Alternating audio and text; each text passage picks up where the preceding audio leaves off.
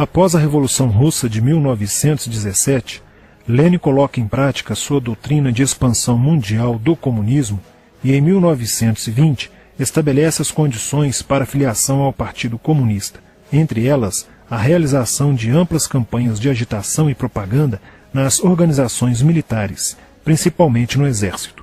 Em 25 de março de 1922, nasce o Partido Comunista do Brasil, o PCB. O novo partido aceitava as ordens diretas de Moscou. Em 1927, partindo da teoria à prática, o PCB criou uma frente única operária e iniciou um trabalho de infiltração nos quartéis, influenciando Luiz Carlos Prestes, capitão do Exército, a aderir ao comunismo, fato que se deu em março de 1931. Em abril de 1935, Prestes foi incumbido pela direção da Internacional Comunista de promover um levante armado no Brasil.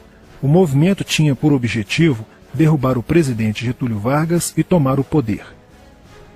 Liderados pela Aliança Nacional Libertadora, militares inclinados ao comunismo iniciaram a rebelião no dia 23 de novembro de 1935, dentro dos quartéis em várias partes do país. Mas devido à falta de organização dos ataques e à ausência do apoio popular, o exército derrotou os comunistas e evitou o golpe de Estado.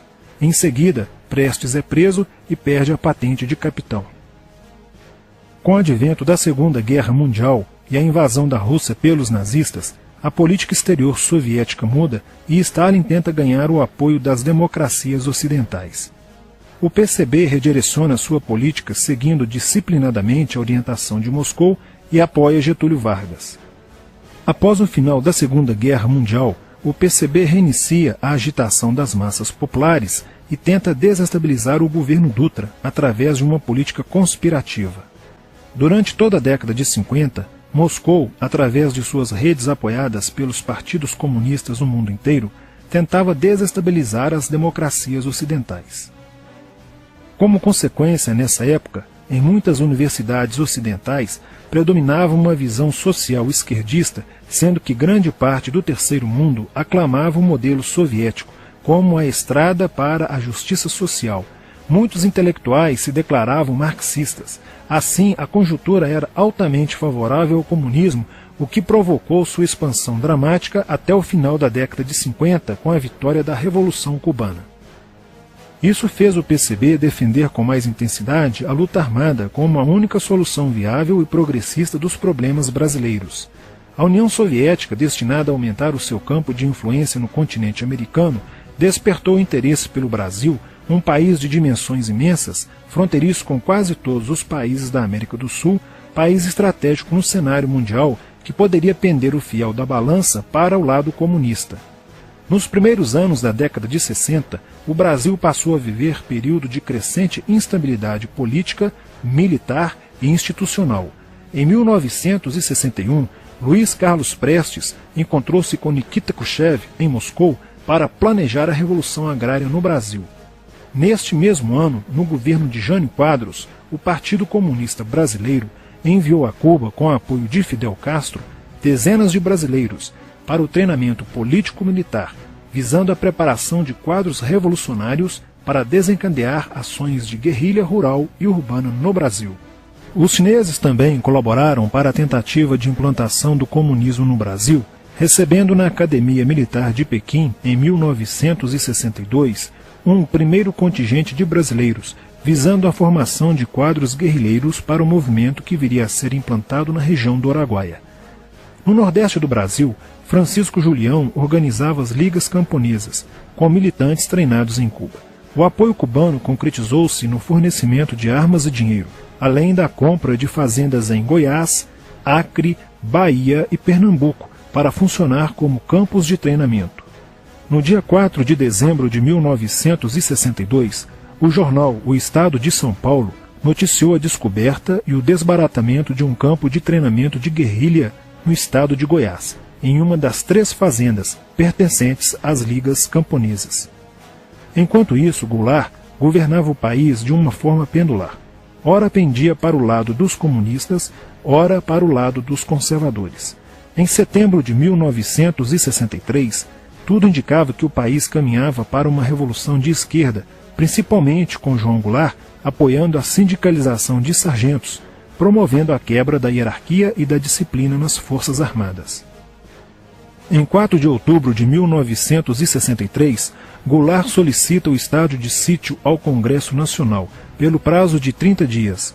A manobra foi repelida pelo Congresso e João Goulart passou a conduzir ações no sentido de implementar o projeto golpista que desaguaria em um regime totalitário de esquerda. Insuflado e orientado por seu cunhado Leonel Brizola, pregava a necessidade de reformas de base e a implantação de uma república sindicalista. Controlando o aparelho sindical, o governo promovia o grevismo, a anarquia e o caos. O país passou a viver dias de intranquilidade, estagnação econômica e inflação descontrolada. Em meio à crescente radicalização do ambiente político, Leonel Brizola era a liderança que unificou as esquerdas na frente de mobilização popular, criando o grupo dos 11 companheiros para tomar o poder pela luta armada. Segundo Brizola, o grupo dos 11 seria a vanguarda avançada do movimento revolucionário, a exemplo da Guarda Vermelha da Revolução Socialista de 1917 na União Soviética. Alheio às críticas que lhe endereçavam militares e oposição civil, João Goulart e o PCB mantinham entendimentos constantes. No dia 13 de março de 1964, um comício realizado na Praça Central do Brasil, no Rio de Janeiro, ficou conhecido como a Comissão das Reformas. Mais de 100 mil pessoas participaram, pedindo a legalização do PCB e a entrega de armas ao povo para a luta armada. No palanque estavam João Goulart, Miguel Arraes e Leonel Brizola.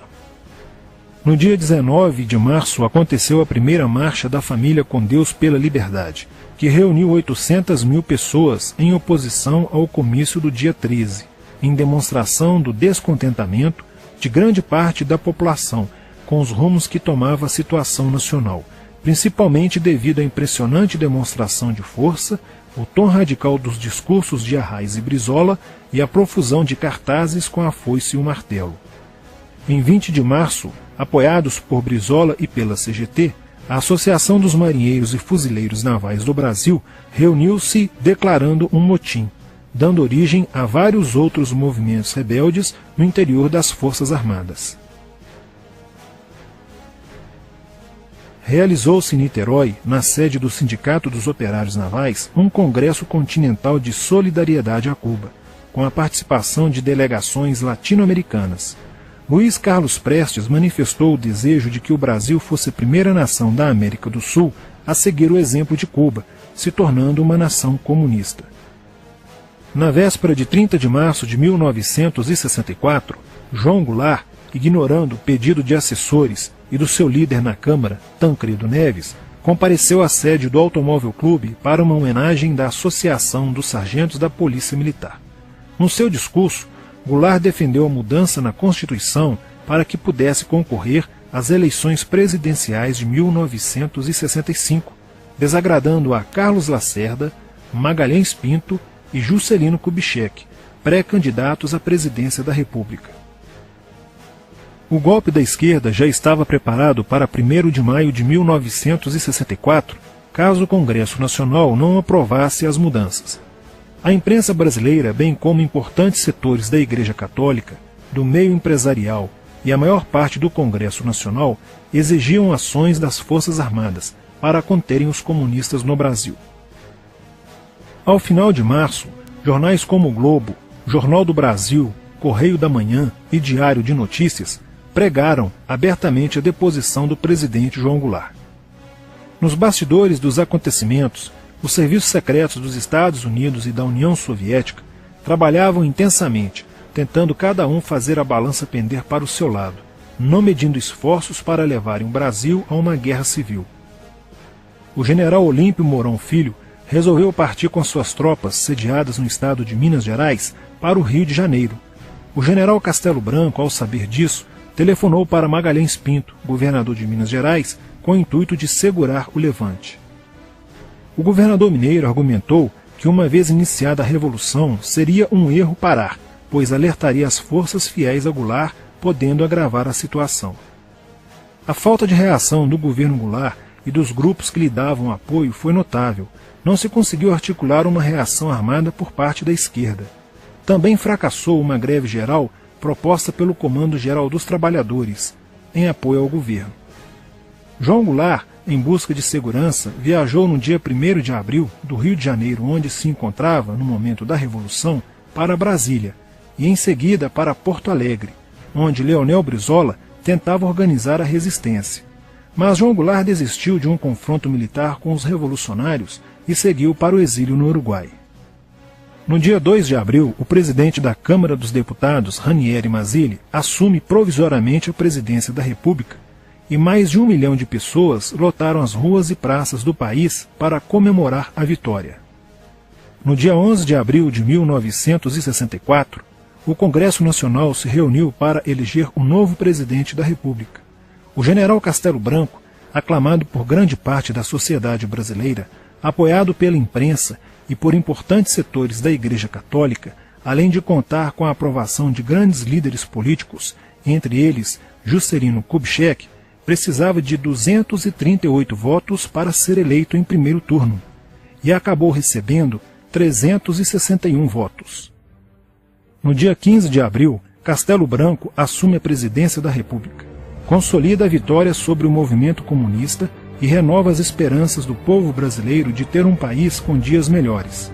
Porém, a esquerda derrotada colocaria em cena, nos anos posteriores, Carlos Marighella, ideológico comunista e defensor da luta armada, que submeteria o povo brasileiro às ações mais obscuras da guerrilha, o terrorismo.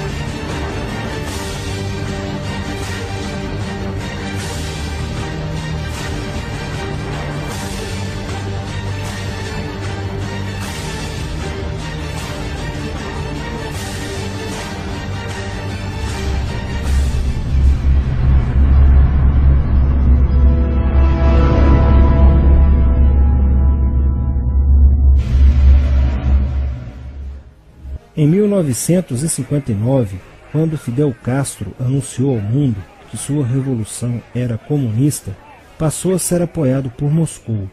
Com isso, a União Soviética iniciou uma campanha para dominar com a ideologia marxista a América Latina, onde os partidos comunistas formariam grupos de guerrilha armada com dinheiro soviético, repassado por Cuba. No Brasil, foram criadas 29 organizações guerrilheiras, onde Fidel Castro vislumbrou expandir sua revolução comunista.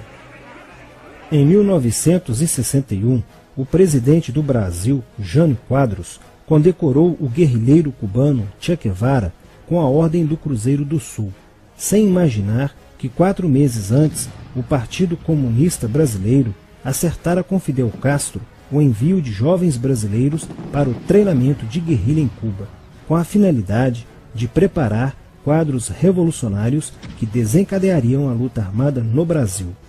As ações armadas já existiam antes de 1964 no governo de João Goulart, através das Ligas Camponesas de Francisco Julião e do Grupo dos 11 de Leonel Brizola.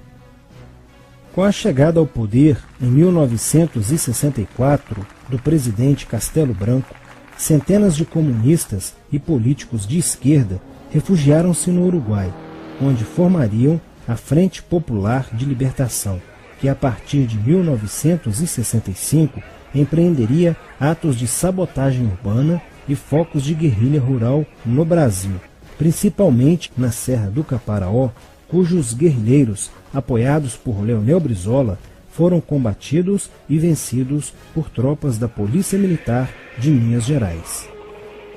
Em 1966, a esquerda brasileira, decidida a tomar o poder à força e em curto prazo, passou a adotar táticas terroristas como as que foram usadas pelo grupo guerrilheiro Ação Popular, que ao explodir uma bomba no saguão do Aeroporto Internacional de Guararapes, em Recife, matou o jornalista Edson Regis de Carvalho e o almirante Nelson Gomes Fernandes, A influência da Revolução Cubana passou a servir de modelo para muitos revolucionários como Carlos Marighella, do PCB, que em 1967 viajou a Cuba e participou de um evento sobre a propagação da luta armada no território brasileiro.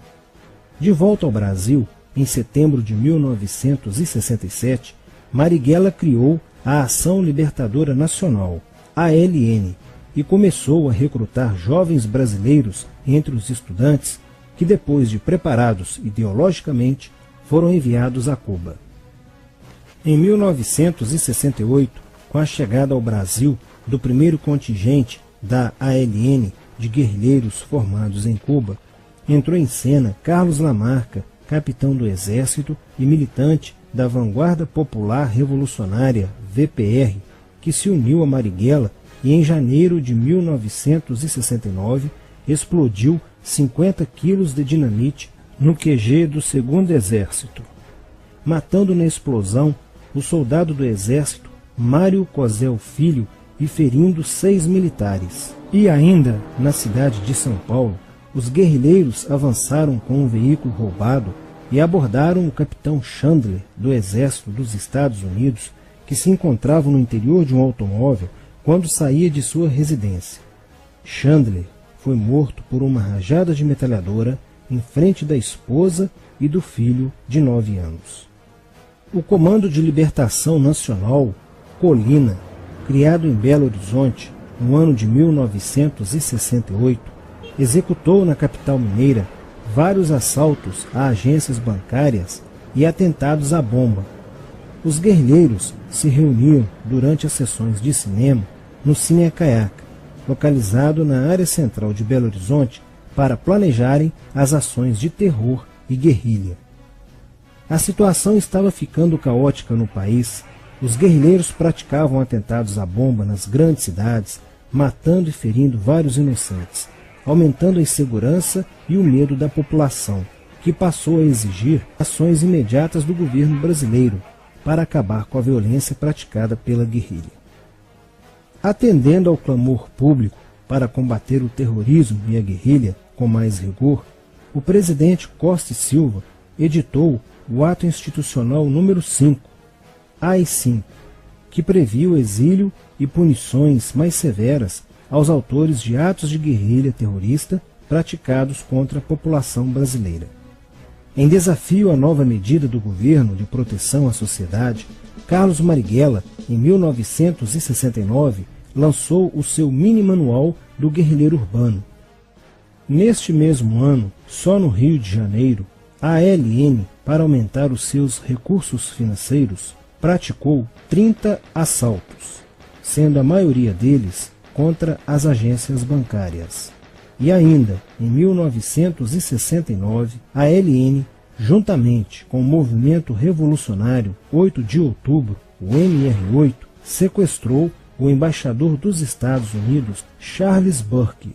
O sequestro foi sugerido pelo guerrilheiro Franklin Martins.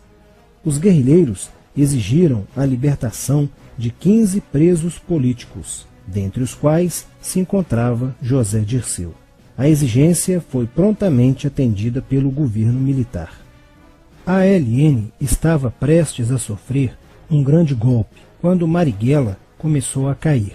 Após a prisão de um militante de sua organização, no dia 1º de outubro de 1969. Os dados fornecidos pelo militante da ALN preso coincidiram com informações prestadas por outro militante da VPR, que também denunciou o envolvimento de vários religiosos com grupos de guerrilha, entre eles Frei Beto. Quando Frei Fernando e Frei Ivo, também envolvidos com os grupos guerrilheiros, foram presos e logo após interrogados, os religiosos entregaram o ponto de contato de Carlos Marighella, na cidade de São Paulo. No dia 4 de novembro de 1969, o ponto foi cercado pela polícia, onde Marighella, percebendo o cerco, reagiu e foi morto. Depois da morte de Marighella, centenas de guerrilheiros foram presos e mais de 300 armas apreendidas. 2 sequestros de diplomatas, o embaixador alemão Enfield von Hollemer e e o cônsul japonês Nobuo Okushi foram feitos às pressas para libertar os guerrilheiros que continuavam presos. Inspirados no marxismo cultural, vários militantes da esquerda brasileira iniciaram a estruturação de uma organização que se infiltrou nas faculdades brasileiras, bem como no meio artístico e cultural e principalmente nas edições de jornais, setores estes com grande poder de influência sobre a formação da opinião popular. Durante as manifestações, vários militantes comunistas, usando armas de fogo, eram infiltrados no movimento estudantil e disparavam contra os manifestantes, na intenção de colocar a opinião pública contra o regime militar. Com a morte de Marighella, Lamarca havia assumido a posição de líder mítico, que sustentava a esperança na vitória comunista. Em 1970, quando o embaixador suíço Giovanni Butcher foi sequestrado, o governo se recusou a soltar os presos da lista apresentada pelos guerrilheiros. Depois de 40 dias de sequestro, os guerrilheiros quiseram matar o embaixador suíço. Porém, o governo militar cedeu e as exigências dos guerrilheiros sequestradores foram atendidas, preservando a vida do diplomata. Na cidade de São Paulo, o cerco sobre a vanguarda popular revolucionária, liderada por Carlos Lamarca, estava se fechando.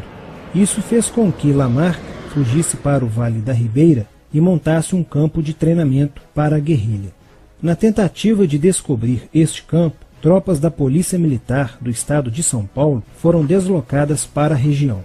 No dia 8 de maio de 1970, um pelotão comandado pelo tenente da Polícia Militar, Alberto Mendes Júnior, foi emboscado e rendido por guerrilheiros da VPR.